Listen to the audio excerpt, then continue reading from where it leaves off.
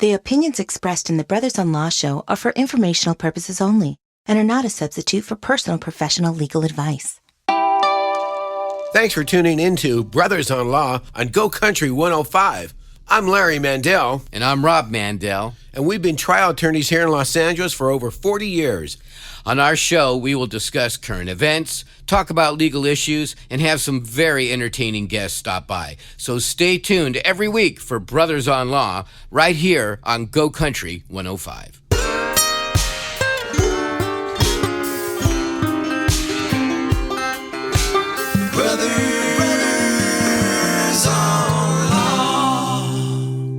All right, welcome everyone to Brothers-in-Law right here on Go Country 105. I'm Rob Mandel, and I'm here with my brother... Larry Mandel. Indeed. And Larry, you know, we were talking the other day about being a dad and what incredible fun and responsibility that has been for both. What a privilege it's been, right? Oh, yeah. We both raised two kids. Yeah, I've had a great experience with my kids. Now they're grown. Right. But do you remember, you know, when they were little and the first time one of them got hurt? Oh, yeah. What was that like? Well, the one I can remember is my daughter was about maybe 11 or 12, and she was in a jiu-jitsu class. Yeah. And the person she was opposing kind of threw her down in jiu-jitsu. So you were surprised that the kid got hurt in jiu-jitsu class? Yeah, well, it was supposed to be all kind of, you know, orchestrated. Gentle jiu-jitsu? Gentle jiu-jitsu, if you will. You know, they're kids, right? Yeah. But she just landed the wrong way and broke her ankle. Oh, my God. I remember that. I do remember that. And then they put some ice on it. And we went to the emergency room, and, you know, we were just waiting, but nobody realized how cold that ice was. So not only did she have a fractured ankle, but she burned her leg too, like whatever, first-degree burns. And so the poor thing suffered. So when she had the cast on, they had to put a little window on it or the area where it burned. Yeah, where it burned. But how was she treated there at the hospital? Great. Yeah. Great. Other than just the wait, they were very attentive. That was great. Yeah. Good experience with the nurses and the doctors. How about you, Rob? Oh, I think the very first time my oldest son was maybe 1 year old. Wow. And he was he learned to walk, and then he was running, and he had a bottle in his mouth, and he was running around with this bottle in his mouth, and he tripped and fell, and the bottle smashed his mouth and his teeth, and blood. It was bleeding profusely from his mouth, and we thought, oh my God, he's broken his jaw or whatever, you know. Did he have teeth at the time? He did have teeth, yeah, and a couple little teeth in the front. We rushed him to the emergency room, and we're like freaking out. And one of the nurses, who was so sweet, comes out. You know, he just cut his gum a little bit. It's fine. It bleeds a lot when it gets cut. His tooth is not smashed in. His tooth is not broken. But we were like freaking out because we were brand new parents. And, thank God for nurses, right? Thank God. Is a segue to our special guest today. And her name is Courtney Rains. And Courtney is an RN, registered nurse who works at UCLA Hospital in the Pediatric Intensive Care Unit. Oh, my gosh. Courtney is also a nurse mentor. And thank you, Courtney, for coming in today. It's a pleasure to have you here. It's my pleasure to be here. Thank you. And so what does a pediatric, I take it you must see some stuff a lot more tough than what we've just been talking about, right? Yes, just slightly. Yeah. So tell us about that. What do you do? So I've been there almost 12 years, and I work with kids with issues dealing with the heart or trauma or cancer, you know, just a number of things. Broken bones sometimes when they're really bad. Yeah. Heartbreaking stuff. Very much so. And so it sounds like you have to have kind of a dual way of managing yourself. You almost have to have a little bit of a thicker skin to be able to keep doing it day to day, but you also have to have that empathy in order to treat these kids. Right. So how do you do that? Well, I think when I started, I wasn't the best nurse. I didn't have kids, and I was just like, oh, that's too bad for that family. And then I had kids of my own, and now I just feel like it adds this level of empathy and, you know. But you do have to protect yourself, which is why I decided to become a nurse mentor, so I can teach nurses going into the field how to care for themselves and not get burnt out and become one of those hardened Nurse Ratchet types. Oh, yeah. So we don't want to have any Nurse Ratchets in the pediatric ICU. So how do you get the students, these student nurses or new nurses, to mentor? Mainly I use my Instagram page, and they usually approach me, and we talk about kind of what they're going through and ways I can help prevent burnout or help them relieve symptoms of burnout. Wow, that's amazing. So it's not just within UCLA, but you offer it to any nurse that is an aspiring nurse or a new nurse. And is it only for ICU type nurses? No. I think nursing overall, it's a service profession. We're here to help Very others. much so. Yeah. And it's hard to do that if you're coming in with an empty tank, Yeah. Got to fill up that tank. That's right. So your before Instagram. Wait, I just want Wait to a ask minute. her No, about Instagram. Didn't I start first? No, we No were fighting. even. Courtney, who started first right now? Oh, don't put her on the spot. But she was pointing towards you. Yeah. But I want to know about her Instagram page, how the nurses that she mentors can get a hold of her. All right. Let's just talk about that for just a second, then hold your question. Yeah. Well, my page is Beauty of a Nurse. And I think I do have such a love and passion for nursing that the more nurses I can reach and add that longevity to their career and see the beauty of nursing, then the more patients overall we can reach and help and heal. Wow, that is sweet. That is great stuff. Now, here was my question, because I wanted to look at or take a deeper look at what a pediatric nurse in an ICU does. So can you fill us in on that? Absolutely. Our day, we work 12-hour shifts, so day shift and night shift, 7 to 7. We start off getting a report from the off-going nurse about the big things we need to know. Then we go in and we do our assessment. We usually have one patient in the ICU, one nurse to one patient. Yeah, 'cause they're one-on-one. Yeah, it's they're that in need. exactly. That's comforting. Yeah. That is. Yeah. We do have some patients who aren't as critical, and then sometimes you'll have two patients, but that's only if they're on their way out, to home and everything like that. So we do our assessment and make sure everything looks safe and as the off-going nurse said it would look. And then they get to go home, and we start our shift with, rounding. So the nurses actually lead our rounds with the physician. So we read off of a script and we talk about the things that we think are important for the day. And then the doctors kind of chime in after us. So that's something that we do unique at UCLA. We're the ones that started that with nurse-led rounds. Because our opinion is very valuable. We're at the bedside 24/7. Doctors, they have their value as well, but they come in sort of as needed. And, we're the ones that pick up on those subtle changes that could save a patient's life, if you feel something's off, even if it's an intuition, Do you have Are a you story monitoring like that? We started that at UCLA, yeah. And is there a story behind that? Not an interesting one. But how about A technical one. But how about Right. when you've done something like what you just explained? Has it, developed into saving someone's life? All the time. It's almost always the nurse who says, something just doesn't feel right. Like this kid's acting a little different. It's the nurse and it's the parent. And so give us an example. When is that? Tell us an example of when that happened to you. Well, without divulging any personal information. Right. Which would be illegal. Right. Don't do that. Keep it generic. Got two lawyers in there. Right.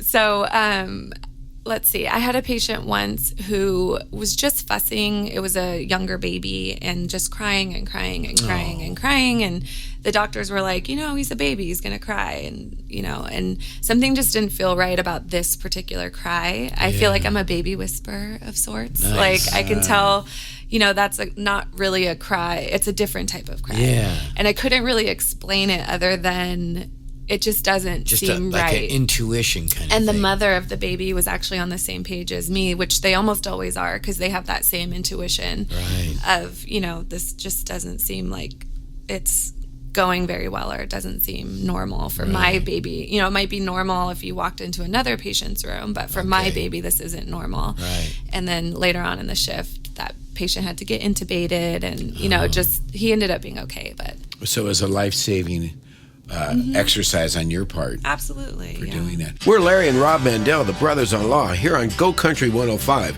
Do you have a legal issue you need help with? We want to hear from you. Find us on Instagram and send us a message. Then tune in on Saturdays at 8 a.m. right here on Go Country 105. How proactive should the parents be, especially in a pediatric ward? Very much so. They are truly their child's advocate. And I tell that to every parent that I come across, that you are the last line of defense, you know, for your child. And so it's kind of a double-edged sword, because I think parents also need to care for themselves. And I feel like in the ICU, not a lot of parents leave their baby's bedside to care for themselves. But I wouldn't if it were my child, you know. You just have to, you're their voice when they don't have one. So, That's right. And as nurses, we try to allow the parents to take that break when they can, so that we become the child's voice in their absence. That's a beautiful way of putting it. So they'll stay in the room.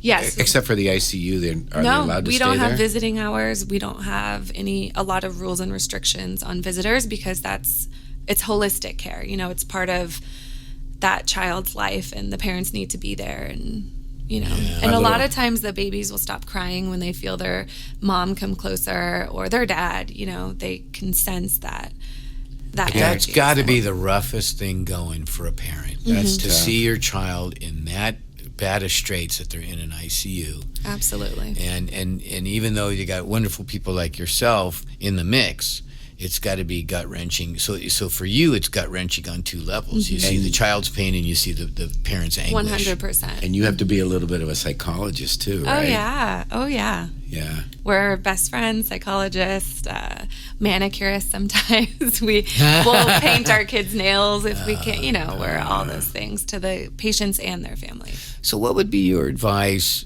to a mom or a dad out there that's had that, has a sick child in that situation? What should they, expect? What should they do? Just be your child's advocate. Don't always take what advice is given to you to heart. Question everything. Question everything. Do your own research. We see kind of both extremes of families that are just like, sure, do whatever. And, it's not always the right thing. And then some families who kind of don't allow the care team to that kind of interfere a little bit. So you want to be an advocate, right? Mm-hmm. You want to be an advocate, but don't interfere, right? Yeah, but I also think that the parents should be respectful too, because I've seen situations. Yeah, that's what I meant. Where they're just kind of on you, and they're kind of screaming and being a little bit and then overboard. That impedes the care. Yeah. So there's definitely a balance. Like, I wouldn't say just to blindly take everything and run with it, but also, respect their training. And How long does it take to become a nurse? So I kind of took a unique approach where I went to community college for 2 years, and then I'm now getting my bachelor's degree like 12 years later, because back then you didn't need a bachelor's degree to be an RN. Yeah. You could sit for your boards. But I just decided I wanted to get mine and finish what I started years ago. So it depends. If you go straight from high school, it's a 4-year bachelor's degree, but there's a lot of different ways to become a nurse. But I mean, is typically the degree you're getting in nursing? Yes. Okay. So I have my associate's degree in nursing, and I'm almost finished with my bachelor's of science in nursing. And then there's a master's of science in nursing. You can become a nurse practitioner, nurse educator, nurse PhD. I mean, there's a doctor nurse. There's quite a bit. There's quite a bit to nursing. Oh, yeah.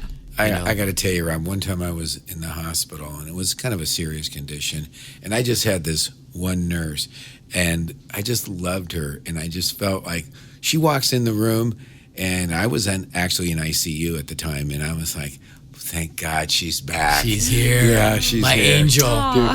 Do you have that feeling from some of your patients? Yes, absolutely. Especially with kids, when their face lights up instead of, usually the first time you're meeting them, they scream when they see you come in. Because you're not mom. Exactly. Yeah. And you're just like, hi, how are you? You're in their face and they're like, who is this lady? And sometimes we do have to do things that don't feel so good, even though they're to help. But it's amazing when you walk in a room and their face actually lights up for the first time after tears. Have you suffered or been injured by someone else's negligence? When you need a legal team that will stand up for what is right, won't give up the fight and obtain justice, call 818-886-6600. Mandel Trial Lawyers specializes in personal injury cases of all types. Whether it's a car accident, product or premises liability, dog bite, or a catastrophic injury, Mandel Trial Lawyers are there for you when the fight is worth it. Call now for your free consultation. 818-886-6600. Let the scales of justice tip in your favor. But there's such a high duty and high level of reliance on the patient. And is that what when you were talking about burnout, is that what you're talking about? Is that, having that responsibility day in, day out, hour after hour kind of thing? Absolutely. I mean, if a lot of jobs, if you make a mistake, it costs a lot of money or a lot of people can suffer. But in nursing and in the medical field, if you make a mistake, it's someone's life, and especially a child's life. And, unfortunately, I have seen mistakes made that are detrimental. Right. And How do they avoid the mistakes? Or is it now elevated to where everything's so computerized and you can look at a patient's chart, through the computer, as opposed to the back in the day where it was just like a handwritten chart. So I started back in the day when it was handwritten, and I missed that partly because right now with the computers, I feel like it takes an element of the human aspect out of it, and I don't like relying on computers. I'm a paper and pencil kind of girl. So it can be challenging because a lot of people, newer nurses that are coming on that are just familiar with the technology, will just come in and scan things and not really look at the name and, relying too much on that technology. So Stay connected with us on Facebook, Instagram, Twitter, YouTube, and of course, brothersonlaw.com. What are the patient's rights? What are the kids' rights? What are the parents' rights from your perspective? From my perspective, I mean, pediatrics is unique in the sense that you usually have a guardian, so you can't really make your own decisions. Not that they're begging to, but you do have to turn to the family or the guardian in some cases for consent. So when they come into the hospital, from what I know, I mean, luckily, nurses don't deal a lot with legalities and insurance and all that type of stuff because we're focused on, caring for the patient only. And but from what I do know, we get consents for everything. And it's usually at the beginning of the hospital stay, consenting for blood transfusion and all those types of things. Yeah.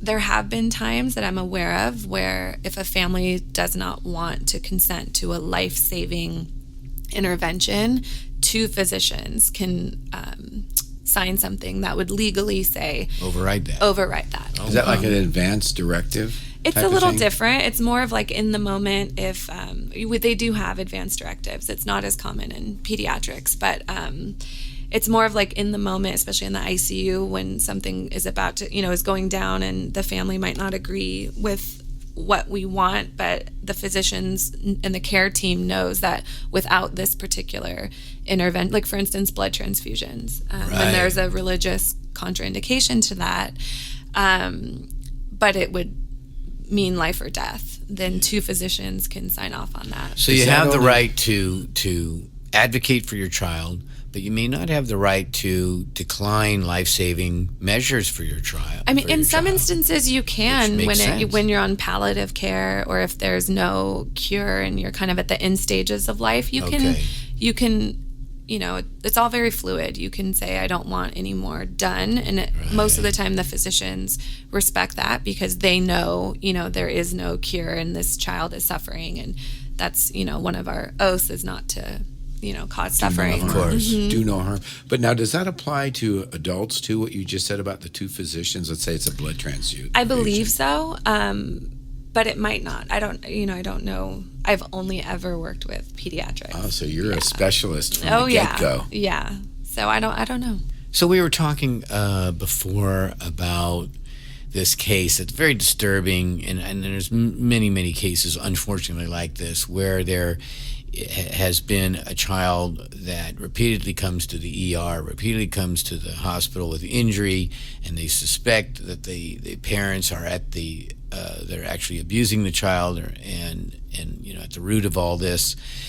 And so, have you been in that situation where you've seen that and you've had to, take action for a kid And report it? Yes. When we initially get a patient from the ER, we do an admission assessment, and we have a whole category on, suspicious injuries, or we ask the child if they're old enough, like, do you feel safe? And then depending on the type of injury that they come in for, they'll initiate something called the scan team, where they come and they'll check for like retinal hemorrhages, old fractures and various stages of healing. There's a whole screening, and we're lucky enough to have an institution that takes that very seriously and looks out for And you those things. report it to a social agency?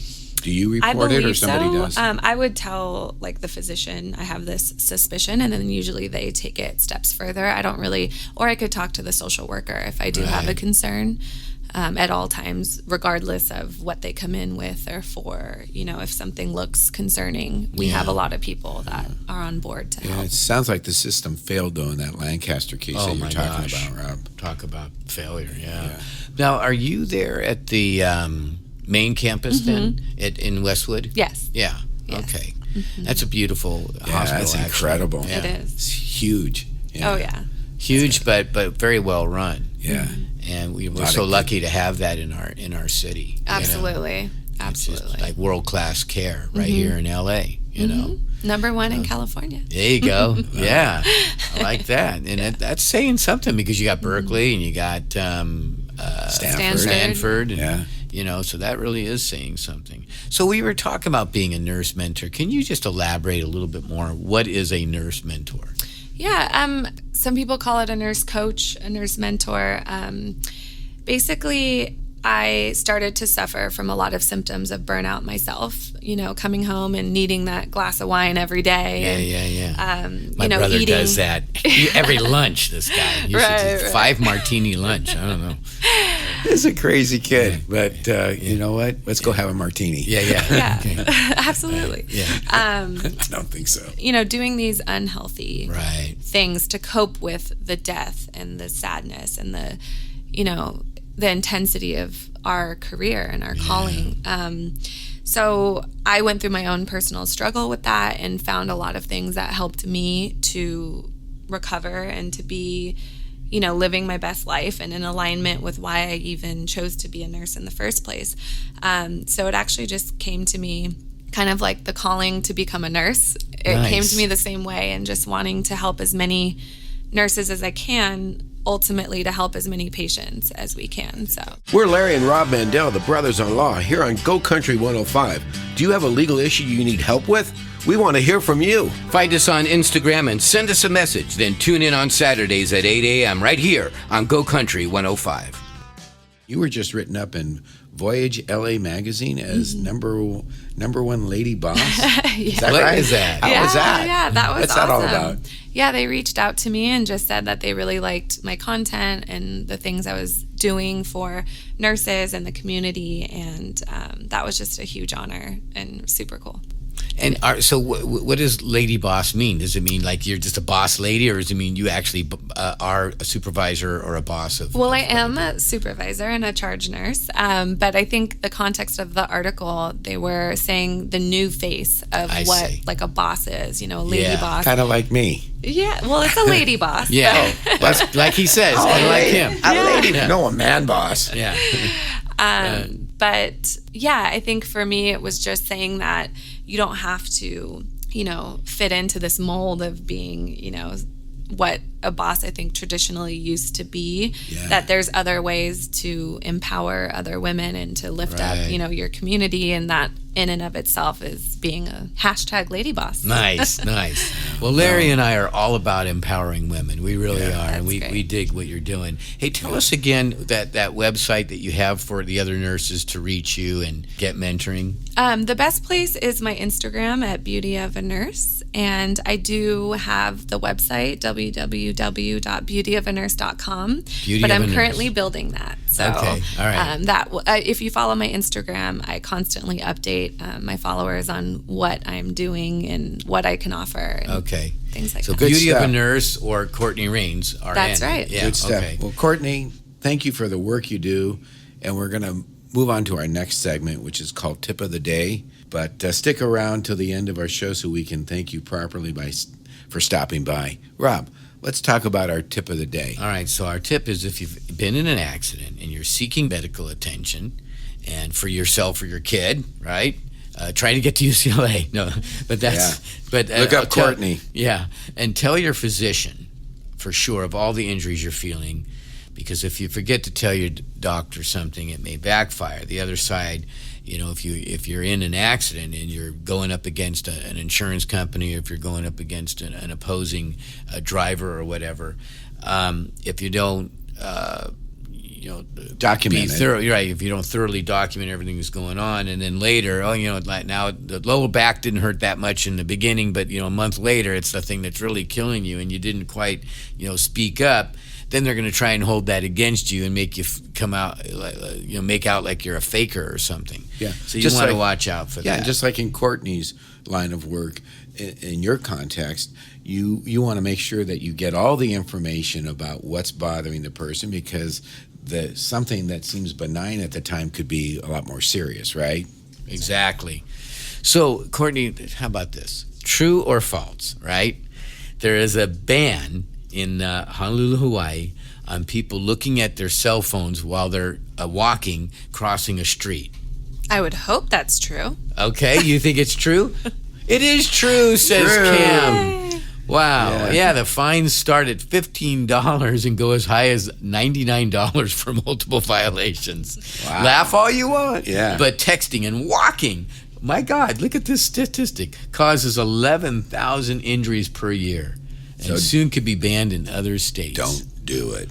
And I imagine, can you imagine you're walking down the street, you're texting while you're walking down the street, you're crossing the street, you walk right in front of a car. Yeah. Or a guy on his bicycle. I've seen these funniest video shows where somebody's just walking and goes right into a fountain. Yeah. They trip over their own 2 feet. Yeah, that's true. So yeah, let's be safe out there and let's not be silly, right? Okay. So our producers say we have a message in the Mandel message box.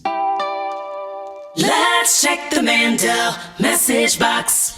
Hi, Larry. Hi, Rob. I was driving down the street and I hit this big pothole and it damaged my oil pan. I was wondering, is the city liable to pay for that? Thanks. I love the show. Pothole in the street damaged the oil pan in a car. Is the city liable, Rob? What do you think? Well, potholes are a problem. Infrastructure. When you hear about infrastructure, what that generally means is missing or ill-repaired highways and bridges and roads. And it very much depends on how long the pothole was there. If it was a brand new thing and the city didn't really have notice of it, or they didn't have time to fix it, then probably you're on your own, and hopefully have that collision coverage. If it's just an oil pan, you're lucky. If no one got hurt, then, thank your lucky stars and get the thing fixed. If you want to make a claim to the city, you can, but you're going to have to figure out how to get all the information as to how long that pothole was there, how many opportunities they had to fix it. If they didn't fix it, it's not strict liability. They had to have had notice and failed to fix it. And you have 6 months in a governmental claim in California in order to put in your claim. So there are some strict time limitations. Right. It's a hassle. You need a lawyer to help you. That's right. But you know what? For an oil pan, probably not worth it, if you got the insurance to fix your car. But if someone got hurt, definitely you want to check into it. And I had that very case, and I went against the city, and we resolved it during litigation. Right. She I got had hurt. one, too, out in Simi. Yeah. That's right. All right. So, well, it's about time to wrap up our show, Rob. Yeah. That's what I was going to say. Oh, good. Well, All I'll right. say it for you. All right, we want go to ahead. give a big thanks to Courtney Rains for taking her time out of her super busy schedule to come down and talk with us today. If you missed any part of the show or you want to hear any previous shows, head on over to brothersonlaw.com. Be sure to tune in next Saturday morning at 8 a.m. for another exciting show right here on Go Country 105. And Rob, remember to let the scales of justice tip in your favor.